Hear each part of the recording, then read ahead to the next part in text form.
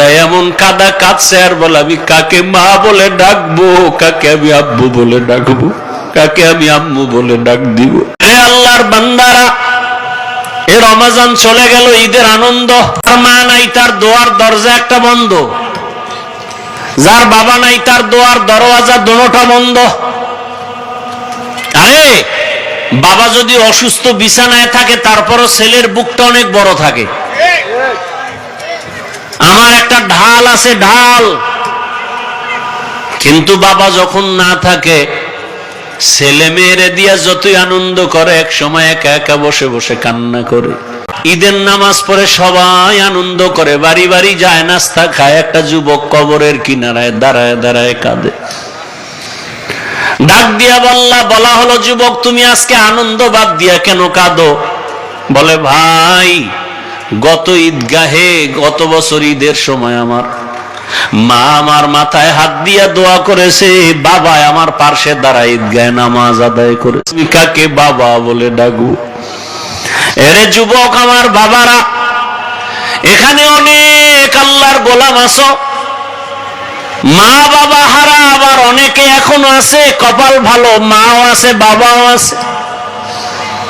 ওরে যার মা নাই সে বুঝে মা কেমন সম্পদ, যার বাবা নাই সে বুঝে বাবা কেমন সম্পদ।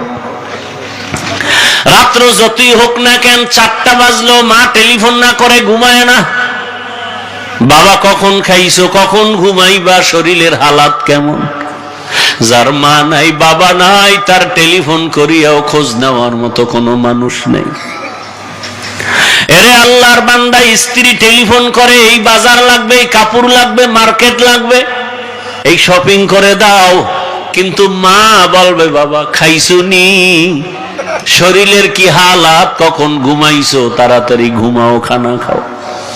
এই দুনিয়াতে এই খবর নেওয়ার স্ত্রীও নাই, দুনিয়াতে আর দ্বিতীয় কেউ নাই। এরে আমার যুবক বাবারা, কয়দিন আর যৌবনের বাহাদুরি করবা? বয়ান তো আমার থেকে কম জানো না রে বাবা, বরং তোমরা তো আমাদেরকে ভালো দেখো না। আমরা তো আখেরাত নিয়ে আসি, আমরা তো দুনিয়া বুঝি না। আমরা দুনিয়াও শেষ, আমগো আখেরাতও শেষ। কত বাজে কথা বলো, টুপি মাথায় দিয়া মাথা গরম করে ফেলেছি। কওমি মাদ্রাসায় পড়ে আমাদের কোনো লাভই হলো না। কত কথা বলো, কিন্তু একটু চিন্তা করো রে বাবা, চোখ দুইটা বন্ধ করে একটু চিন্তা করো, কয়দিন দুনিয়াতে থাকবা রে বাবা। এই ঈদের মধ্যে বাংলাদেশে এমন একটা ঈদ যায় না যে মানুষ মরে না। আর এখন তো মরণ ফাঁদের নাম বাইক।